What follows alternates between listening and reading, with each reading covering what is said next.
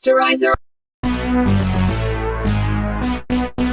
Sanibona ku part 2 weseries yethu uCandice la esiqhubeka khona. KuMrs Cry uCatherine esimbona ekhala. Kunento ayiwashayo sibone ngathi inegazi. Khona lapho kwangena uHanna yange ebuza kumedem wakhe ukuthi kwenze njani. Kodwa uCatherine watshela uHanna ukuthi akho lutho wayifihla ukukhala wenze ngathi akakhala. Bese ukuthi uHanna wayibonile ukuthi uCatherine wayekhala. uHanna wacela uCatherine ukuyomwashela lento akade eyiwasha. uCatherine wamnikeza yona. uHanna waqhubeka nengxoxo ngesikhathi etshela uCatherine ukuthi uyaxolisa for ukuthi uthele izivakashi izolo. Kodwa uCatherine Cry watshela uHanna ukuthi akakhohlwe izinto ezenzeke izolo namhlanje olunye usuku olusha. uHanna waphinde wabuza kuMrs Cry wayembona engekho right ukuthi yonke into ihamba kahle yini. Kodwa uCatherine waqinisekisa uHanna ukuthi konke ku right. uCatherine waphuma kulendle kwakukhona khona uHanna wahamba wayozivalela yedwa kwelinye ikamera waqhubeka nokukhala. Umkhonyane wakhe uJim wammemeza emtshela ukuthi usahamba usaye e-office wathi uCatherine okay ahambe kahle. Waphinde waqhubeka lapho uCatherine nokukhala kwakhe. Makudlulele ofisini likaJim, uJim wayeshiyela uDavid Harrington imessage emtshela ukuthi akabambe ifoni kudala emfonela. Ngaleso sikhathi uJim etatazela, uCandice wayemile emva kwakhe esonga izandla. Wathi lapho ephenduka uJim ebona uCandice watshela uJim ukuthi leli office elihle ingakho engamfunanga amamiliyoni efuna 100,000 kuphela nemoto eyisilahla. uJim wabuza uCandice ukuthi usafunani la. uCandice watshela uJim ukuthi ulinde baqedele ideal yakhe bese yahamba. uJim watshela uCandice ukuthi ufuna ukuthi mayebuya emsebenzini abuye ngasekho. uCandice waqhubeka nokuthreatenisha uJim ukuthi mayebuya la yakhona abuye esenayo lento ayifunayo. Kungenjalo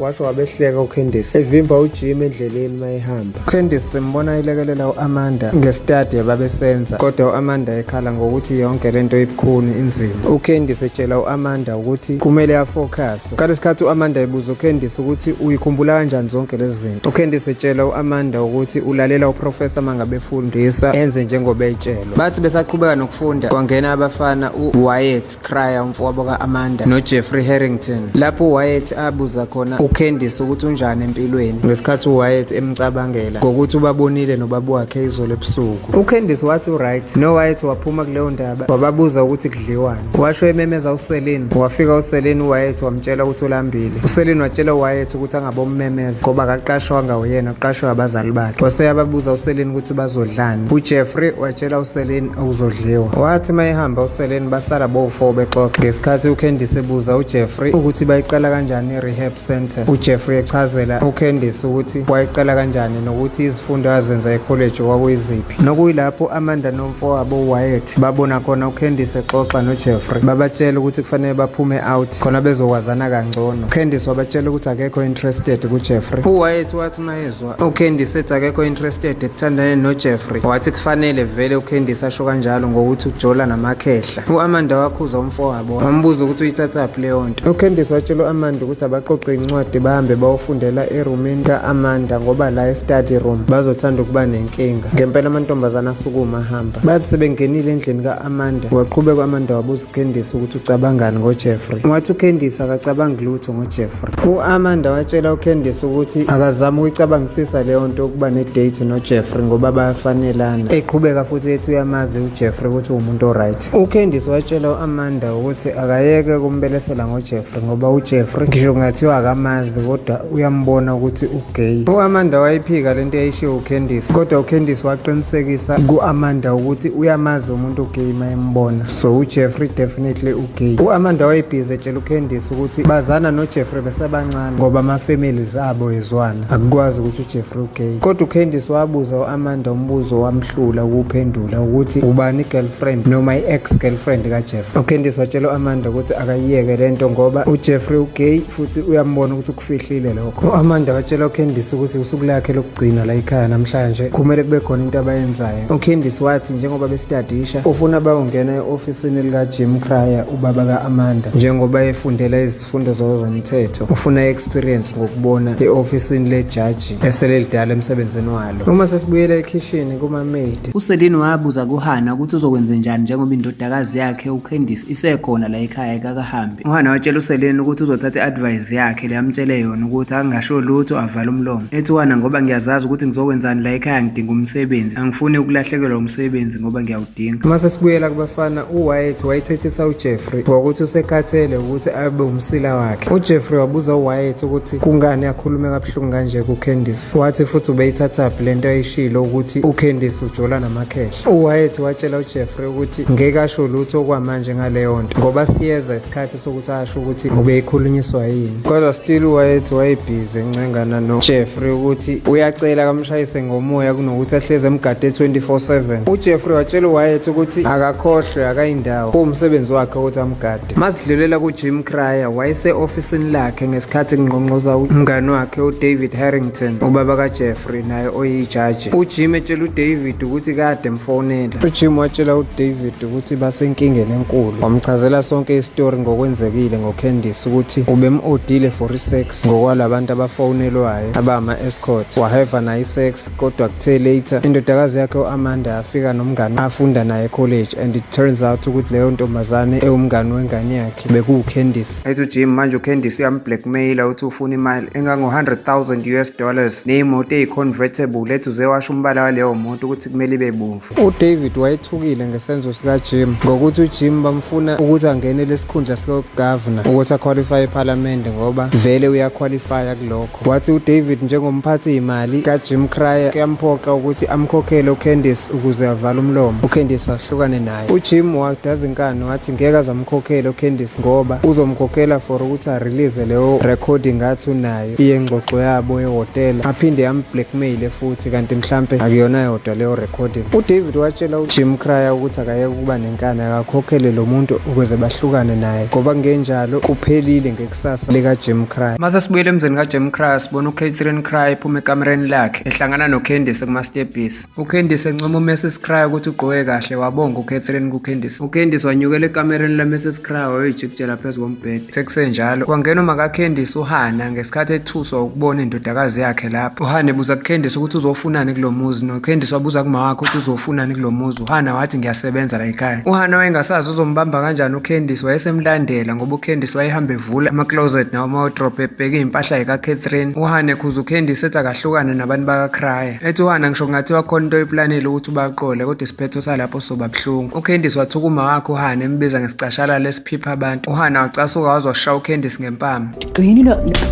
noCandice wasisikaza umawakhe ngathi ufuna ukumshaya, wathi uHana ushaya ingane. eqhubeka uHana ethi kubuke washaya. uCandice waqhubeka khona lapho wahamba wayohlaphaza umbhede kaMrs Cryer. ethi uCandice angithi uzofuna umsebenzi onje esebenza ngoba vele uyazazi ukuthi uyisigqili. ethi yenza umsebenzi wakho usheshe manje ulungisela umbhede. uWyatt Cryer wathi esayihlalele kwangena udadewabo uAmanda Cryer ngesikhathi ebuza kuWyatt mfowabo ukuthi uJeffrey ugay yini. wethuka uWyatt manje usisi wakhe esho njalo, waphika uWyatt wathi cha akekho gay, ubuziswa yini leyo nto. uAmanda watshela uWyatt ukuthi uzwe ngoCandice, ethi uCandice uyabonakala uJeffrey ukuthi ugay. uWyatt wathi kuAmanda angazi noma ugay yini, ngisazomthesta ukuthi ugay yini. uAmanda wabuza kumfowabo uWyatt ukuthi uzomthesta kanjani. uWyatt wathi kuAmanda ngiyazi ukuthi ngizokwenza kanjani. besakhuluma kwangena uCandice ebuza kuAmanda ukuthi sebengahamba yini. uWyatt wabuza kudadewabo uAmanda ukuthi bahamba bayaphi, wathi uAmanda bayofunda benze study e-ofisini likababa wakhe uJim Cryer. uWyatt wabuza usisi wakhe uAmanda ukuthi bakwenziswa yini lokho, wathi uAmanda uCandice ubone kuyi-idea right ukuthi bakwenze lokho njengoba bonke benze izifundo ze-LLB ezenziwa uyena uJim njengoba uJim eyijaji. mase sibuyele ekamereni laCatherine Cryer, uHana wayeseyalungisa umbhede kaCatherine Cryer ohlaphaze uCandice ngamasibomu. uCatherine wangena khona lapho watshela uHana ukuthi akawuyeke umbhede angawulungisi ngebonakala ngathi uphelelwa amandla naye uCatherine. wathi mayesesondela uCatherine naye wavele wawa, nakuyilapho uHana abona khona ukuthi khona inkinga enkulu ngoCatherine. noma kunjalo uCatherine wayesaphika ngokuthi uright mayembuza uHana. uWyatt endlini yakhe sembona ebuka iLaptop yakhe ngesikhathi eqeda ukumounta khona iCamera ezorekhoda ngayo uJeffrey, ngokuthi uWyatt waplanta leyo camera ngoba ethi ufuna ukuthesta ngayo uJeffrey ukuthi ugay yini. uWyatt walunguza eminyango eqalaza ukuthi uJeffrey akezeni, wathola ukuthi uyeza, wapretend ngathi uyilalisile ezenza umntolelo uWyatt ngesikhathi uJeffrey ezombizela ukudla. uWyatt watshela uJeffrey ukuthi usalele kancane usazobuyeza, washo beqhubeka nokuyilalisa uWyatt. nangempela uJeffrey wama kanjalo ebuka umzimba kaWyatt wayelele engazi uJeffrey ukuthi iCamera kaWyatt iyamrekhoda. uthe mayevala umnyango uJeffrey sehamba, uWyatt wavuka eseqonde kweLaptop yakhe ebheka iCamera footage efuna ukubona bekwenzeka ngesikhathi selalisile. uWyatt wabona lapho ukuthi lo mlisa abamhlalise naye isitabane. u-Amanda benoCandice bangqongqoze ofisini lika-Jim Cryer. Lokho kwamthusa kakhulu uJim ukuphinda abona uCandice ukuthi usekhona but still usahamba naye indodakazi yakhe u-Amanda. u-Amanda watshela ubaba wakhe uJim ukuthi bacela ukuzofundela khona la ofisini lakhe benze khona istudy ethi bafuna ukuthola more information about ezomthetho. uJim akayithandisisanga leyo idea ngoba vele uCandice wayiyuza u-Amanda njenge-weapon yokukwazi ukuthi angene kuJim. u-Amanda waphinda warevela kubaba wakhe ukuthi uJim ube yimentor kaCandice since enza imfundo zomthetho ngoba uCandice ubeyenza kakhulu i-research ngobaba wakhe uJim. uJim wethuka ukuzwa lokho wabuza ukuthi usenesikhathi esingakanani uCandice enza leyo nto ngoJim. u-Amanda watshela ubaba wakhe ukuthi uCandice sena 6 months. uCandice wacorrecta u-Amanda wathi una 7 months. kwamcasula kakhulu uJim lokho ukuthola ukuthi uCandice ubesenesikhathi eside kanje 7 months wonke emlandela nanokuthi leya sex wayeyiplanile vele uCandice. u-Amanda wavula ikhabethe likababa wakhe incwadi wakhipha enye incwadi ayekade yitshela uCandice ukuthi izobasiza. wasitshela ubaba wakhe ukuthi since eyijaji uzokwazi ukuthi abasize ekutheni bahlaziye leyo ncwadi. wathi uJim kwindodakazi yakhe ubhizi yena manje. u-Amanda wancenga ubaba wakhe ukuthi namhlanje usuku labo lokugcina bela ekhaya benoCandice kanti futhi uCandice umthembisile ukuthi uzomlekelela. u-Amanda wancenga ubaba wakhe ukuthi akafuni ukufeyila udinga usizo. nokwathi kusenjalo kwangena umngane kaJim Cryer uDavid Harrington owethuka naye ukufica uCandice e-ofisini likaJim Cryer. wababuza beno-Amanda ukuthi benzani la. u-Amanda watshela uDavid ukuthi ucela amncengele ubaba wakhe ukuthi abasize nge-essay yabo. uDavid watshela u-Amanda ukuthi babhizi benobaba wakhe. u-Amanda benoCandice bamncenga uJim bethi at least bacela noma i-hour elilodwa lakhe up until azavume uJim ngoba ebona ukuthi uCandice usebenzisa u-Amanda kulokhu. wathi mayevuma uJim aphuma amantombazana ahamba. uJim wasukuma wavala umnyango watshela uDavid Harrington ukuthi uCandice kudala iplana lento for 7 months emlandela for ukumsetha up. uma sesiqhubekela emzini kaHannah Young simbona uHannah esarelaxile kusofa ngesikhathi kungena indodana yakhe uBenny Young. uBenny tshela uma wakhe ukuthi sebengahambi kuyesontweni ngoba bethe uzomhambisa esontweni ngemoto yakhe e-breakdown ithe utruck ayithengile. uHannah wabuza kuBenny ukuthi wena uzoyani nesontweni ngoba wawusonto usemncane. ethi Benny kwabuye konakalapha ekukhuleni kwakhe. uBenny watshela uma wakhe ukuthi uzofika ngesonto la next week. wajabula uHannah mayezwa lokho baphuma bahamba. uCandice owayesekamereni ka-Amanda elungisa impahla zakhe zokugqoka kwangena uWyatt wazama ukumblackmaila emtshela ukuthi ubabonile benobaba wakhe ebusuku benyonyoba beya e-ofisini likababa wakhe. uWyatt waqhubeka watshela uCandice ukuthi uma ngabe uCandice engafuni ukuthi uWyatt atshele uma wakhe ngaleyo nto wathi kuCandice akamenzela ifavor wakhipha iphepha elinefone number ne-address walinika uCandice emtshela ukuthi inamba ne-address yamngani wakhe le ethi bazokunika amaphilisi ami engiwabhemayo nensange yami khona uWyatt ezoyigcina imfihlo kaCandice nobaba wakhe ukuthi bayajola. uCandice wavela wahleka uWyatt. uWyatt wabuza uCandice ukuthi uhlekani. uCandice watshela uWyatt ukuthi uhleka yena ukuthi uyisiphukuphuku. uWyatt wacasuka wavela waxavuna uCandice. uCandice ngesikhathi ebanje uWyatt wayemtshela ukuthi akwenza akwenzayo mayehluleka myeke. uCandice watshela uWyatt ukuthi angamthathi ngokumbhayizela kwakuma-suburbs yena ukhule neyigebengu nama-real gangsters.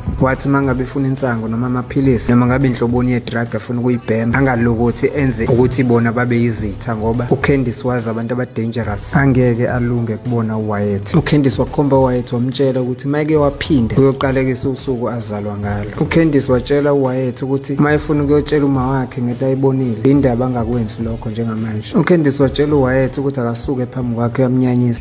Now get the hell out of here.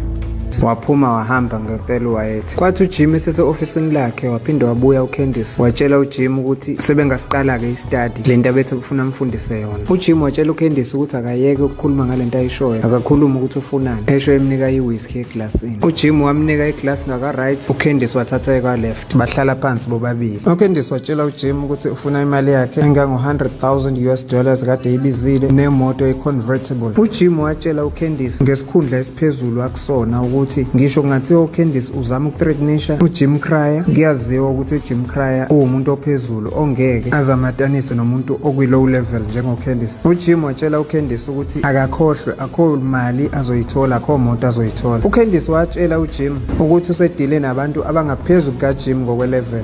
wathi futhi uyakwazi ukuthi umuntu kuthiwa ugingqike nemoto kanti ufe ngesandla sikaCandice. wathi uyakwazi futhi kuthiwa umuntu uzihengile noma uzibulele kanti ufe ngesandla sikaCandice. uCandice waxwayisa uJim uJim ukuthi kungafiki lapho. Sesuka uCandice wasukuma wahamba wayokhiya umnyango. uJim ebuza kuCandice ukuthi wenzani, uCandice wakhumula waqabula uJim emromance ayigibela phezu kwakhe. uJim ngaleso sikhathi ebhizi ekhuza uCandice ukuthi akasuke phezu kwakhe kodwa kwa-end up ethambile naye uJim baphinde bahave.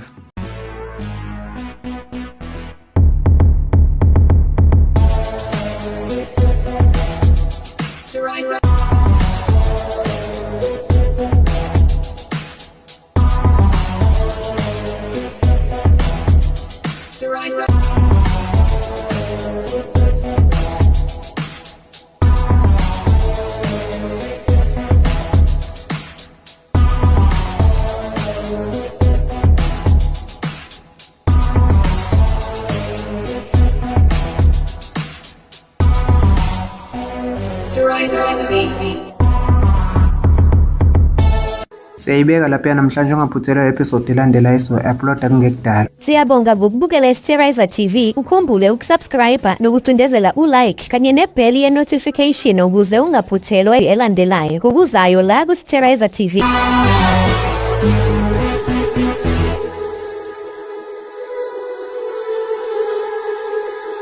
Sterizer TV.